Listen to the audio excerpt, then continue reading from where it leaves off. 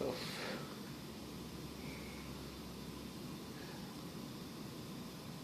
Can you see what this is? It's a very powerful magnet.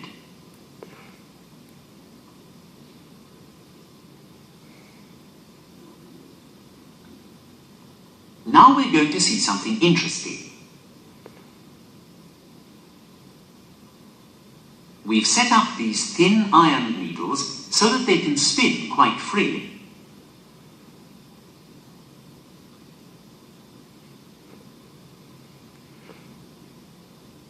When the needles pass between the north and south poles of a very powerful magnet, what do we see? We see that between the poles of the powerful magnet, there is a magnetic field.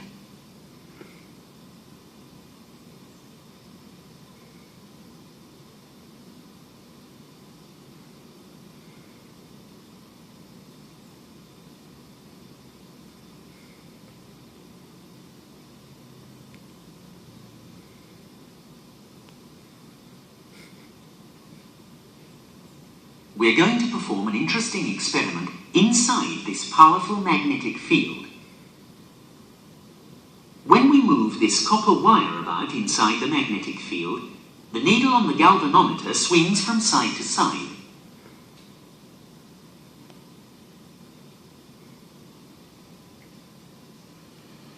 Does this mean that electricity is being generated?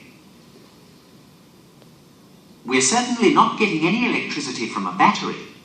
All we are doing is agitating a copper wire between the north and south poles of a very powerful magnet. This time, instead of using a single straight wire, let's wind the wire into a coil.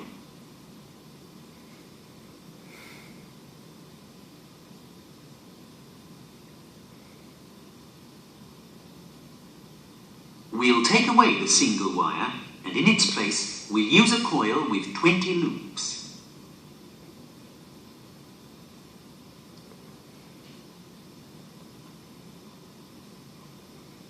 When we move the coil across the lines of force between the north and south poles of our powerful magnet,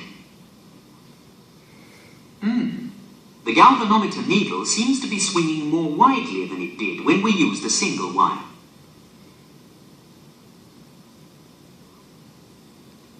Here, we've wound the coil in a different way, but it still has the same 20 loops.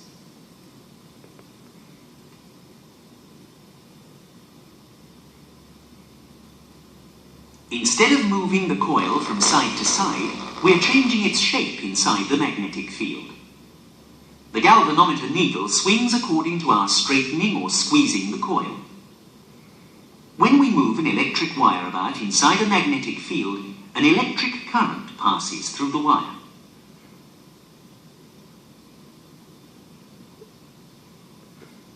Here, on the sheet of plastic, we have a square coil, still with the same 20 loops. As you can see, the coil is attached to a handle. When we rotate this inside the magnetic field, the galvanometer needle swings even more widely, doesn't it? In other words, we can say that the electric current is stronger than it was before.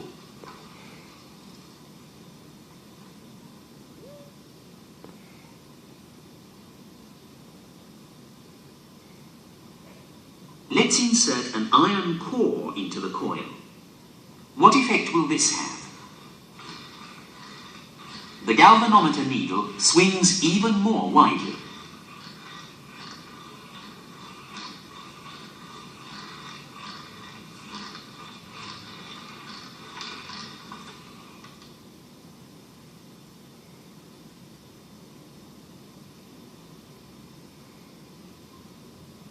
Let's try winding some wire around our iron core.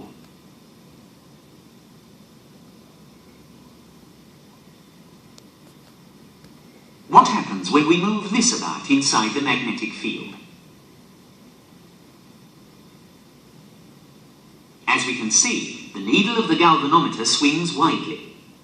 So when we move an electric wire or a coil in a magnetic field, as we have been doing, we generate electricity, don't we?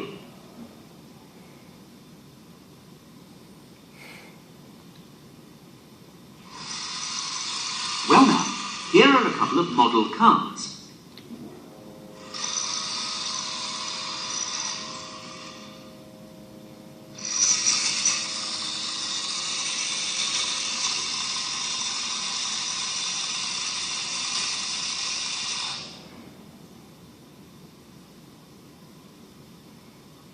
These model cars are powered by dry batteries.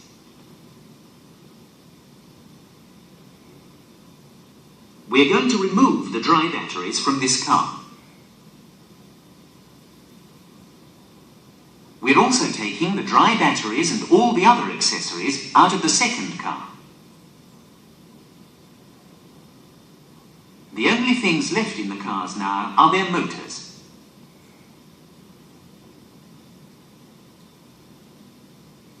Let's join these two cars, stripped of everything but their motors, with electric wire.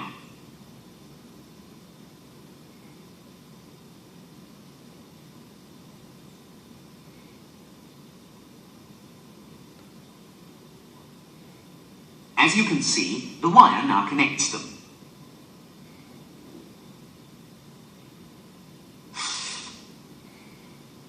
When we push the red car with our hand, the green car moves, doesn't it?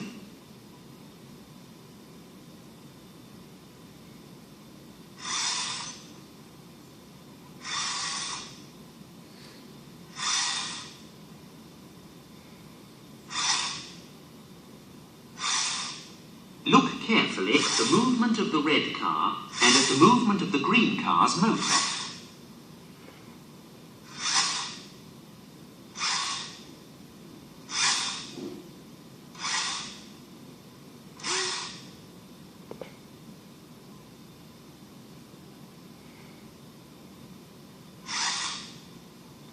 In just the same way, when we push the green car by hand, the red car moves.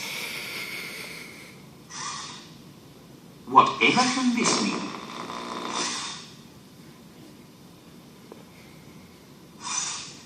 When we push one car in reverse, the other car reverses too.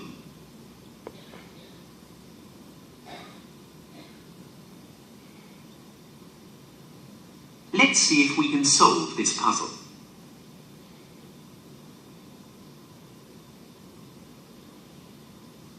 If we connect the wire from the motor of one of the model cars to a miniature electric bulb, the bulb lights. When we move one of the model cars by hand, in other words, when we use human power to turn the car's motor, at that moment we generate electricity. And that electricity can be used to power the other car. Human power. Let's take the motor out of one of the cars and see how it's made.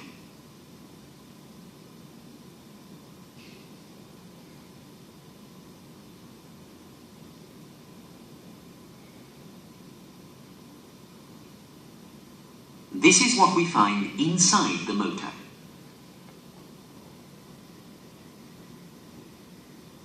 It's a permanent magnet.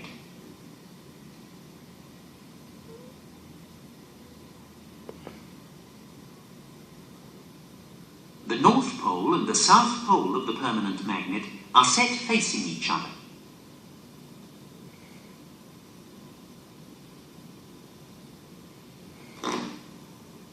Between the North and South Poles of the magnet, this rotates. Now look very closely.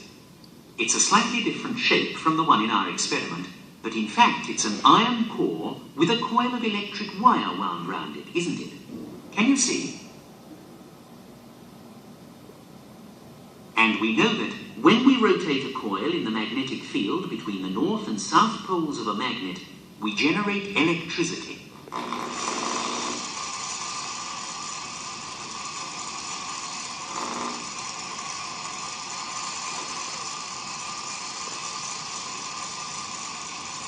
In just the same way, Electricity is produced at a hydroelectric power station.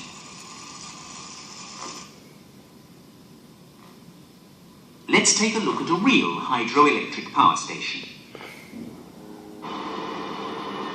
These are the generators, 3 of them in a row.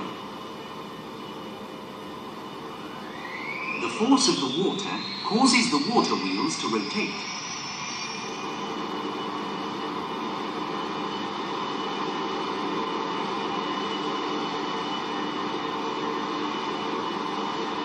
And here is the coil rotating in the magnetic field of the generator's magnet.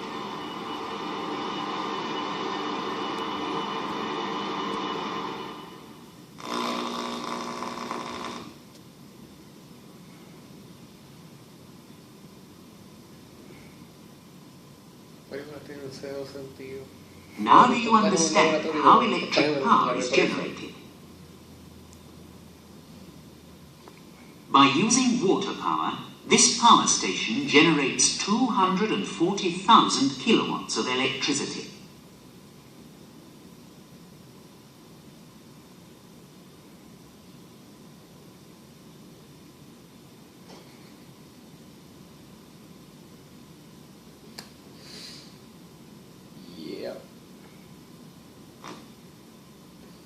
Very interesting stuff.